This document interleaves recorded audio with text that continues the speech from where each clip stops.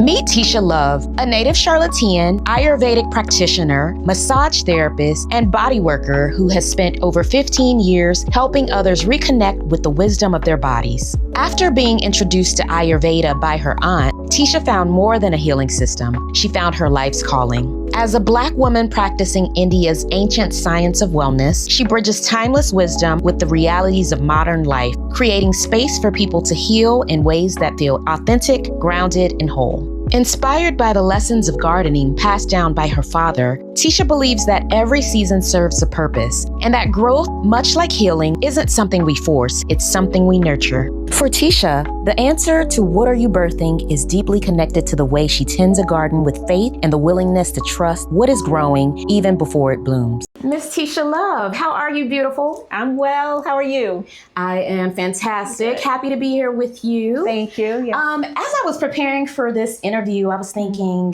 Tesia is such a multifaceted creatrix. Like, there's so many wonderful things that you do. I love seeing you show up in the world as beautifully as you do. Thank you. And it's almost like you have the Midas touch. Like, everything you touch turns to gold. So let's start from the beginning. For those who may be meeting you for the first time, tell us a little bit about yourself. Where are you from? Some of the beautiful work that you do, and also what drew you to entrepreneurship. Okay. Well, yes. So my name is Tesia Love. I am an Ayurvedic practitioner. I can explain a little bit later about Ayurveda, but a holistic health practitioner. And within that work, another big piece of that work is massage therapy, because Ayurveda has a whole suite of body treatments, body therapies. So I'm an Ayurvedic practitioner working with people on their health through the system of Ayurveda, which is India's traditional healing system. It's all about living in harmony with nature. And so I do consults working with people on diet, lifestyle, herbs through that approach, as well as the body therapy. So, and with that, I have a private practice, Tesia Love Wellness. So there's that aspect of myself. I'm also a native Charlottean, born and raised by the way of York, South Carolina as well. Family is close by from there. But I was gone for quite a while. I was went to Tampa, Florida for a couple years, then the Washington, D.C. area. And I moved back to Charlotte about 12 years ago now. And so I've been back in Charlotte building my business over those whole 12 years. And I'm a daughter, a sister, an auntie. And as far as entrepreneurship, it's definitely been a big journey. Yeah, it's been a work in progress. I guess I first went into entrepreneurship in 2010, first as a yoga teacher. And I also had a food blog at the time. And so that was something I did on the side while I worked my full-time work, which was in marketing communications.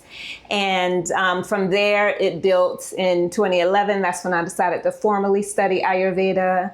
Continued to build from there, moved back to Charlotte, like I mentioned, in 2014. And from there, I was already working with clients, but got my massage license, and it's evolved from now into my full-time work, my personal work, and a business. Well, first of all, we don't meet a lot of charlatans. Right. So this is a rare opportunity. But you mentioned Ayurveda, and that is a term that I don't think a lot of people are familiar with, particularly Black folks. So can you talk a little bit about what that work looks like? Right. So, and what drew you to it? To Ayurveda, right. So again, Ayurveda is India's traditional healing system, and it literally means, or can be translated to mean, the knowledge of life. So it's a full, complete healing system, healing art, similar in many ways to Chinese medicine, for example. It's over 5,000 years old. But it's continuously has been practiced in India and now all over the world. And even though it's India's traditional healing system, it is universal truth. It's based on universal truth. So it can be helpful and insightful for anyone. And it can apply to anyone, to all of humanity. And so with that work, there's a lot of the modalities includes food, for one, and working on someone's lifestyle. So that could be sleep, meaning the time you wake up, the time you go to bed, how you live your life from day to day, how you start your morning, your routine before bed, All of those are a part of it. Herbalism is a huge part of it. So India has a whole suite of its traditional herbs that are used based on that location, but the principles can be applied to the herbs wherever you are as well. So there's the herbs, there are the body therapies, like I mentioned. But that's what Ayurveda is, the knowledge of life. It's a traditional healthcare system that's based on living in harmony with nature. Your unique nature, meaning your unique mind-body type, and the nature around you, the seasons, the time of day, the time of life. So in a nutshell, it can be a lot explained. Sometimes it can be complicated in the way that it's explained, but that's fundamentally what it's about, is how to live in harmony with nature. And when we do that, then we're in a better state of health or able to come back to health if someone's dealing with an illness of some sort.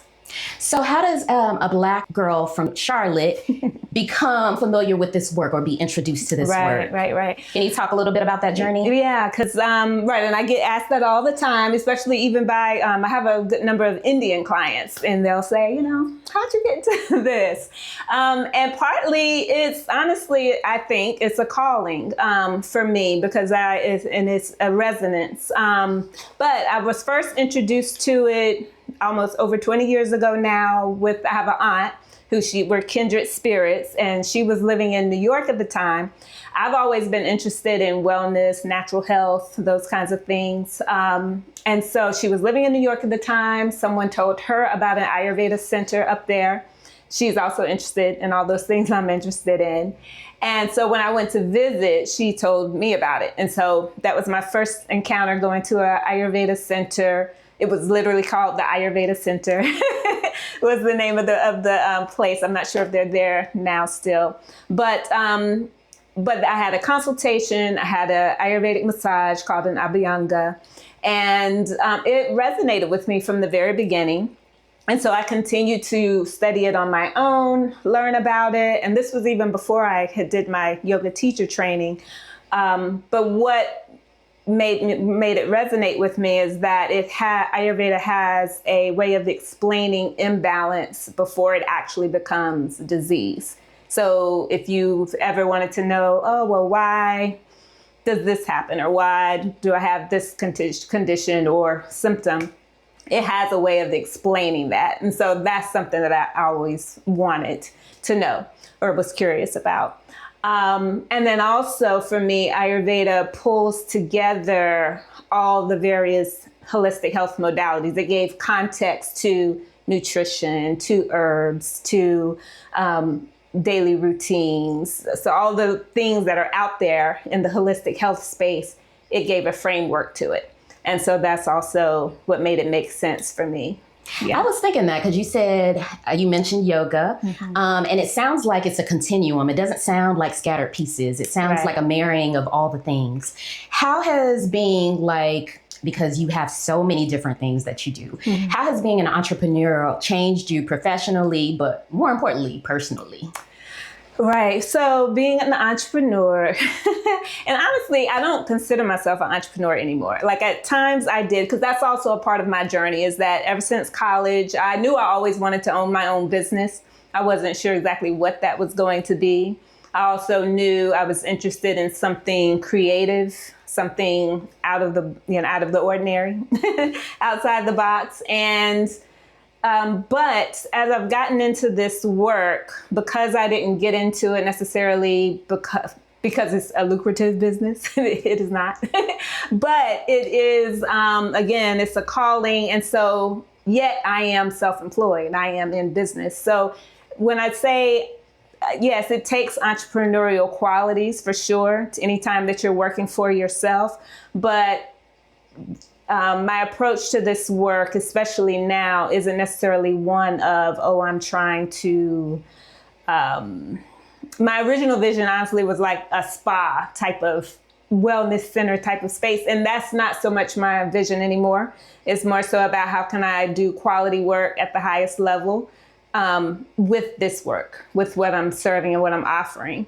And so that's why I say that. It's like I'm not doing this to see, can I bring out a product line and get it in Target or something like that? There's nothing wrong with that for people who take that path. I'm just saying that that's not so much has been my focus. But who I'm becoming through this whole process of starting a wellness business as an Ayurvedic practitioner and massage therapist, body worker, is someone who realizes that I can do this. I mean, someone who realizes that I can have my livelihood and my needs met through a business that I've created. And I say that knowing, that becoming, realizing that I'm resilient in that way, and realizing that, oh, I can do this. Because when you first, I think for most people, when you start a business, is yes, you know you can do it on some level, otherwise you wouldn't be trying it. But you don't know exactly how it's going to look, how it's going to come out. Can you really make it work?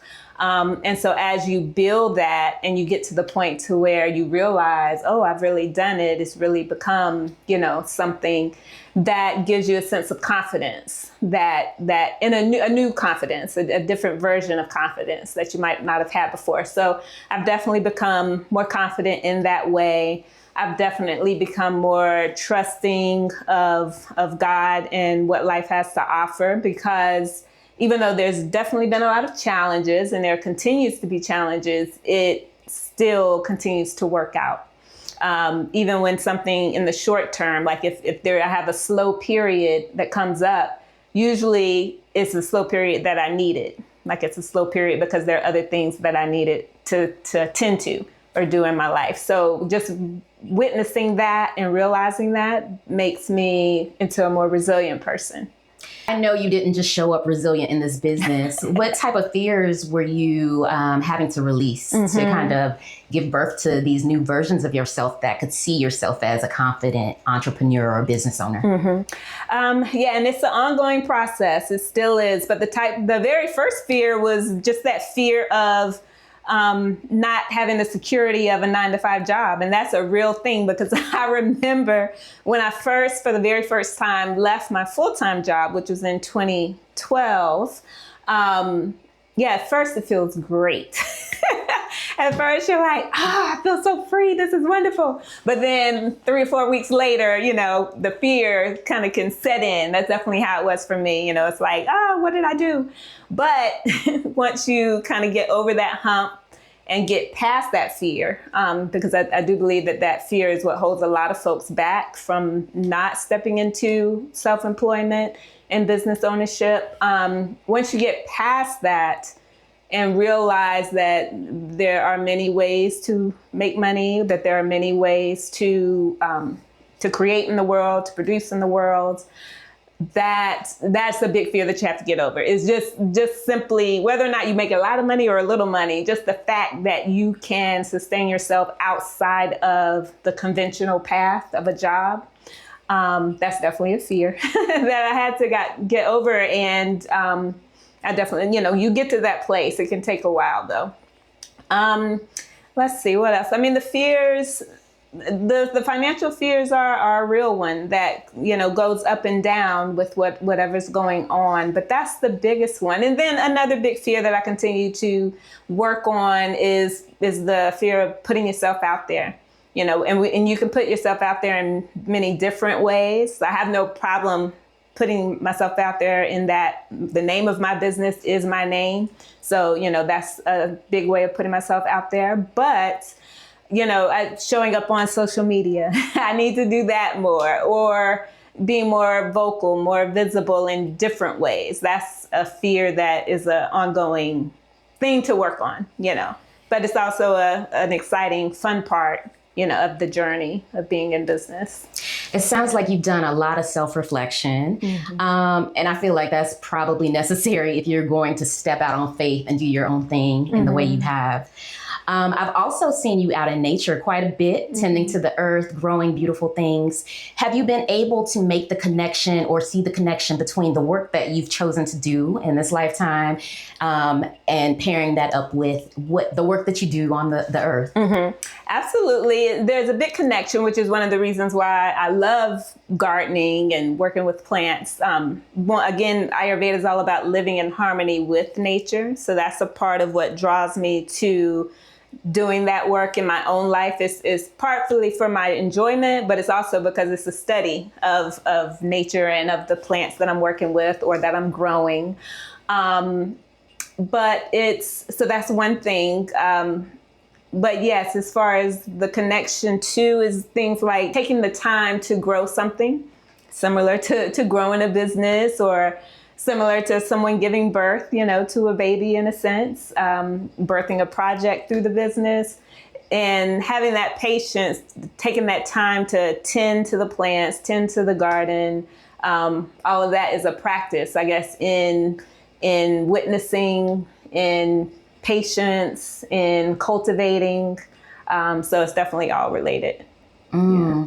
And so also another thing that you had to journey through was caring for your father during his cancer journey. How did all of your work, or did it have an effect on how you were able to ground and center yourself during such like a transitional period of caring for a parent as they, go through this battle? And also, how were you able to show up for your dad as a person who is very nurturing to other people in the work that you do, nurturing to the earth? Did that have any effect? I mean, I'm assuming it did, but how? Can you explain? Right. Yeah. There's so much there. So much there because, yes, my dad, he dealt with metastatic prostate cancer over about a 10-year period. And that was one of the reasons why I moved back to Charlotte. So it was because of that. He had just gotten diagnosed and I wanted to simply spend more time around family. And, also, my dad was my biggest supporter. If it wasn't for his support, I likely wouldn't have been able to start my business. So yeah, he was my biggest supporter. And so when the time came towards the end of his cancer journey, as again, all things, they're a work in progress, they're evolution. So throughout his journey, my skills in body work, in Ayurvedic medicine definitely is something that I was able to support him with. And he definitely, I think, appreciated that. So there was that, just me being able to help in that way with his pain that comes from having prostate cancer. So helping him with the pain, helping him just give back to him in the way, similar to how he's given to me. Over the years. And then towards those last 6 weeks or so, when he was really going down and making his transition, that was definitely a major, pivotal, critical time that in hindsight, is powerful. So we, both know how birth is powerful, and the process of for someone being pregnant, helping someone through that journey is powerful. But also, and death is, especially when it's in that kind of situation where you know that it's coming, it wasn't sudden, and you're actually able to be there during the time leading up to the last breaths.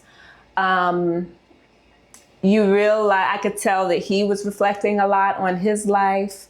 I was reflecting a lot. And then after the fact, after he passes, you reflect on this deep feeling of love, this deep feeling of gratitude, for the time that we had together. And it's powerful, just how birth is powerful, death is powerful, being with someone, transitioning is powerful. It's actually a blessing, And again, it's one of those things that continues to contribute to making you a resilient person. And yeah, and then being a caretaker already, it was just a great privilege in a sense to be able to do that for your loved ones. I love how you refer to that time as a privilege, because a lot of people don't get the opportunity to walk so closely with a family member, a loved one, a parent during that time. And I can certainly relate, because I had the same opportunity to support my mom as she was transitioning. And it felt like a great privilege. And I think a lot of my work in birth work prepared me for that. So can you also see that similarity with all the work that you've done and how it prepared you to care for him? him? Right, absolutely. Like it definitely, my work prepared me in practical ways, to care for my dad, like being able to know how to use good body mechanics when I had to assist him in turning over and that kind of thing. But it also, the study of Ayurveda is not just about the practical health tips and remedies. It's a system that's about the knowledge of life and understanding. And so understanding the life cycle is something that witnessing his transition just kind of gave real life experience, real life exposure to that concept. Looking back on your experience as a caregiver with your dad and grief and even transition, what's a lesson or a truth that you wish more people knew?